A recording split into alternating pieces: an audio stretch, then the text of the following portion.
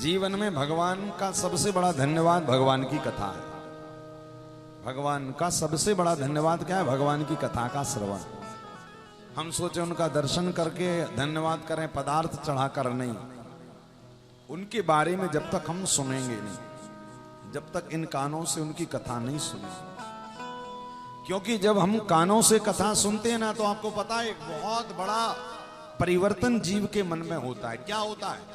जब जीव परमात्मा की कथा सुनना प्रारंभ कर देता है, तो धीरे धीरे धीरे वो परमात्मा से बात करना शुरू कर देता है।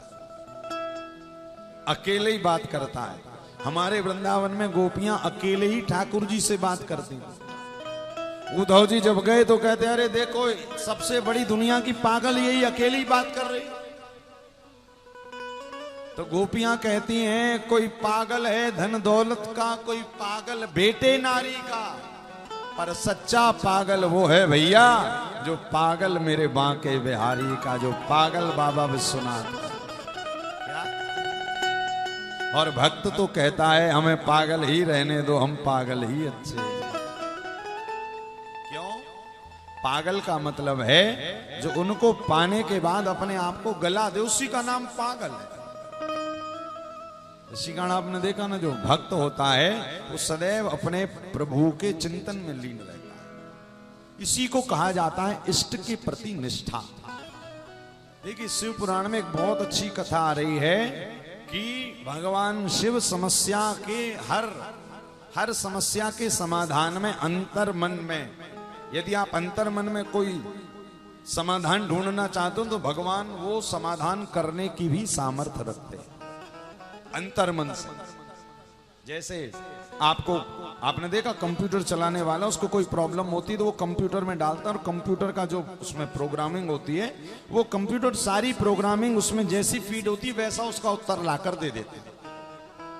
कैलकुलेटर आपने देखा, कैलकुलेटर में 2+2 करोगे तो 4 ही देगा। क्या? क्योंकि उसमें वैसी प्रोग्रामिंग सेट करके रखी है। इसी प्रकार जब जीव अपने अंतःकरण में इष्ट के प्रति जैसी प्रार्थना करता है तो वैसा समाधान उसको प्राप्त होता है। अच्छा एक और बात बता दें आपको, जब भगवान महादेव से बातचीत कभी करने का मन करे ना, तो पूजन पाठ करने के बाद, या एक और आपको समय बता रहे हैं, प्रदोष शाम का समय, प्रदोष काल, जहां पर सुबह, जहां पर दिन और रात का मिलन होता है, लगभग शाम को 6 बजे, 6 साढ़े 6 पे बढ़िया अपने जहां भी आपका शिवालय हो या पूजा घर हो वहां बैठ जाइए, एक घी का दीपक जला लीजिए और भगवान की जरा एक आध माला कर लो नेत्र बंद करके।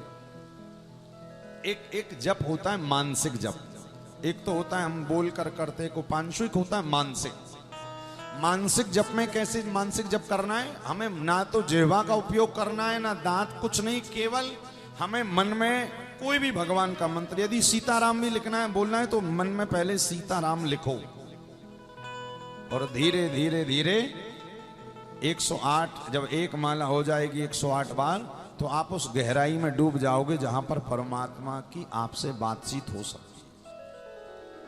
और वहां पर अपनी समस्या कहो कि प्रभु ये चल रहा है, यदि आप इस पर कुछ अपनी राजी सहमति जता दें तो बड़ा आनंद आ जाए। आप पक्का देखेंगे आपको उस समस्या का समाधान पक्का मिलेगा। ये आप करके देखेंगे ना, तो आपको पक्का बिल्कुल आप समस्या का समाधान प्राप्त कर जाएंगे। किंतु पहले जप की वैसी अवस्था में पहुंचना चाहिए।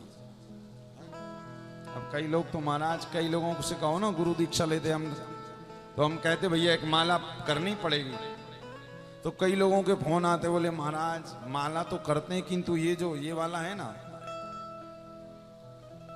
सुमेरु, बोले ये जब इतना हो जाता तो उसी को देखते रहते कि कितने जल्दी ऊपर आ जाए।